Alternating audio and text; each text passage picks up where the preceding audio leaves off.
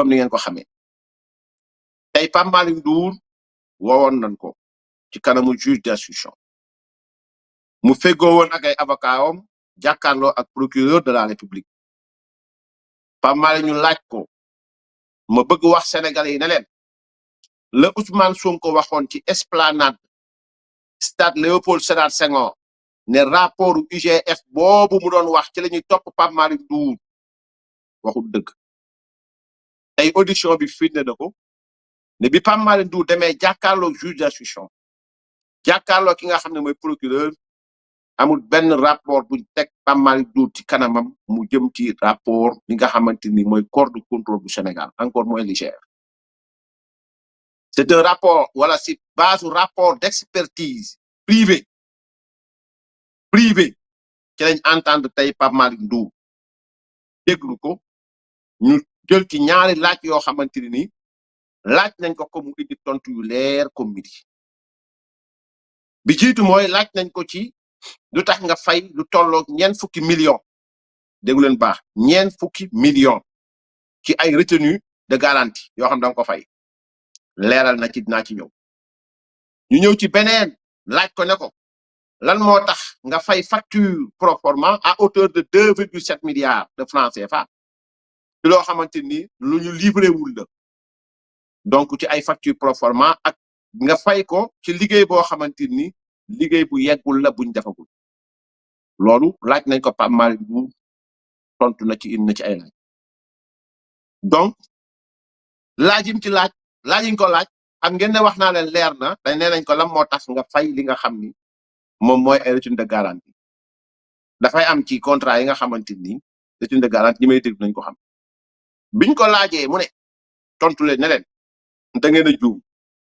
c'est-à-dire man au fait du man maay fay parce que awma ak Locafrique relation yu ñuy fayantee wala di jokkalante ci birum fay Locafrique état bu Sénégal la am man may superviser li nga xamante mooy dag yi donc sequma ak Locafrique loo xamante ni dañ may naan fayal wala pour fayal wala nangam sangam benn ñaar bi mooy teg Pape Malick Ndour teg na seen loxo enquête kat bi muy procureur muy juge d'instruction Pape Malick Ndour teg na ci loxo benn bataaxal boo xam ne bindoon na ko ngir wax ni bu ñëwee ba tonn ci benn jamono ñu ne masalan tey jii war na noo fay mu ne du man maay wax fayal wala fayul déedéet bataaxal bii ma leen jox dama ko bindoon jébbal ko ñi nga xam ñoom laa ko séqal pour wax leen ni ñii de nee nañ ma nañu fay waaye yéen ñi war a fay vérifier leen ndax la ñu wax pour ñu fay ko am na wala amul donc moom ca cadre boobu la yem leeral na ko ba mu leer dañ ci ñëwaat ci yaatal ak xóotal beneen bi mooy li nga xam ni mooy bi gën a garaaw mooy expert bi nga xam ni moo def rapport boobu nga xamante ni ci loolu la ñu wooyee Pape Malick Ndour expert bi dafa jaawatle ak bu Kër Omar Sarr ak dag bi nga xamante ni moom mooy bu CFA c'est-à-dire que Pape Malick Ndour ne leen li muy wax ci 2,7 milliards lan moo tax nga fay te fekk ne liggéey bi parewu expert bi dafa juum dafa jaawatle d'abord fayuma ci facture pro forma primo mooy bu ñu nee fay ma fay pro forma mooy la ma fay daf fekk ne am na facture yoo xamante ni facture yii leer na nañ ko midi mu am facture yoo xamante ni clé maanaam réception clé en main mu ne li mu wax nii ci rapport am dafa juum tey pas dag bi mu wax mais daggu CFA la te daggu CFA bañ koy fay ci autour xaalis bi ngeen wax nii du xaalis dag ko Moussa bi wax non c'est le dag bi nga xamante ni moom mooy bu CFA indi leen firnde yu leer indi leen ay leeral yu leer mooy leen ba ma koy fay boobu fekk ne dag bi pare na nuppi na et sénégalais bu nekk bu demee Sédhiou dina gis li nga xam mooy dag bu CFA dag bu CFA man dem naa fa gis naa la muy liñ fa liggéey gis naa na mu mel président da inauguré woon nag président nag xam na donc la ca nekk kon ñaari laaj yooyu ñu laaj Pape Malick Ndour et waxoon naa la ne il est structuré il est bien assis Pape Malick Ndour xam na li muy def xam na li muy wax donc laaj yooyu lañ ko laaj indi na tontu yu leer jox leen firnde yu leer ba mu leer ci bopp juge bi leer ci bopp procureur bi mais li gën a garaaw mooy rapport boobu ñuy wax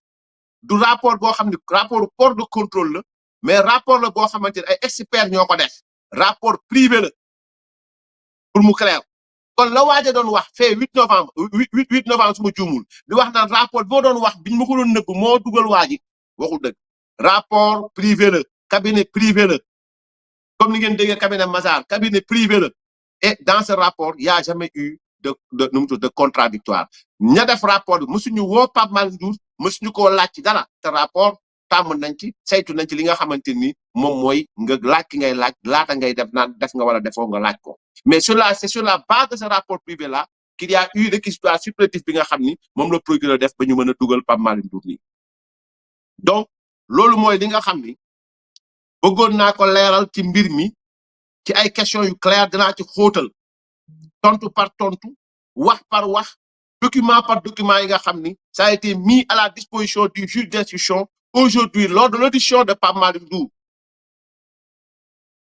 Il ne s'agit pas d'un rapport de l'IGF ou bien de l'IGE ou bien de la Cour des comptes. Pire, Pape Malick Ndour leur a clairement dit que bu fekkee ni bëgg ngeen xam li ñu fay ak lu ñu fayu il y a le rapport de la Cour des comptes qui est une autorité boo xamante ni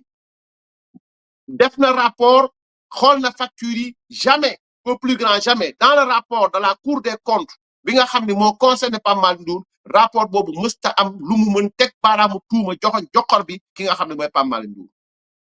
kon mënuñu fee bàyyi rapport Cour des comptes bi nga xam ne wax na wax bu leer dem jëlee rapport cabinet privé mu ñëw ngir ñu dugal ay doomu aadama parce que nguur gi ci loolu lay dox nguur gi ci loolu lañ nekk ku ñu mënta sosal lu ñu mënta am ci loo xamante ni rapport corps de contrôle yi ñu xam identifié leen bi nga xam ne mooy Cour des comptes rapport bi c'est public rapport bi c'est à la disposition de tous les Sénégalais et ce n'est pas sur la base de ce rapport que Pape Malick Ndour a été convoqué ni inculpé sur quoi que ce soit. C'est sur la base d'un rapport de cabinet privé d'un expert qui a confondu deux dates jël na montant boo xamante ni comprendre et Pape Malick Ndour wax na leen ko leer na ko midi ne seen expert bi dafa jaawante dag yi waxuma dag bi mu wax dag boobu lañ fay dagu kër dagu CFA la ñu fay donc wax bi leer na ko midi leer na ci nopp procureur leer na ci nopp juge d'instruction bàyyi leen doomu jàmbu tekkil ko li ngeen ko takkal parce que Ousmane Sonko li mu bëgg mooy jël doomu aadama yi takkal leen jaray jaam jaray toogal fii pour bouger toogal fii pour politique toogal fii pour wax jamais dans ce qu'il a eu à raconter jamais dans ses bobards jamais dans ses errements il n'a daigné apporter des preuves claires il part chercher des cabinets privés pour jeter le discrédit sur les citoyens et c'est de cela qu'il s'agit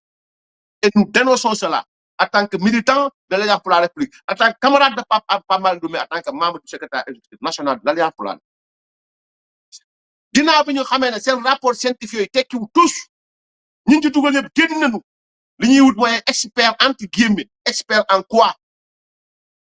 qui dans ce pays est plus expert que ces magistrats de la Cour des comptes qui ont fait un rapport exhaustif rapport clair net et précis sur le Prodac et qui n'ont trouvé aucun amul benn grief bu ñu gis bu ñu mën a takkal Pape Malick Ndour y en a pas et il faut que ces agissements s'arrêtent et il faut que les gens dénoncent cela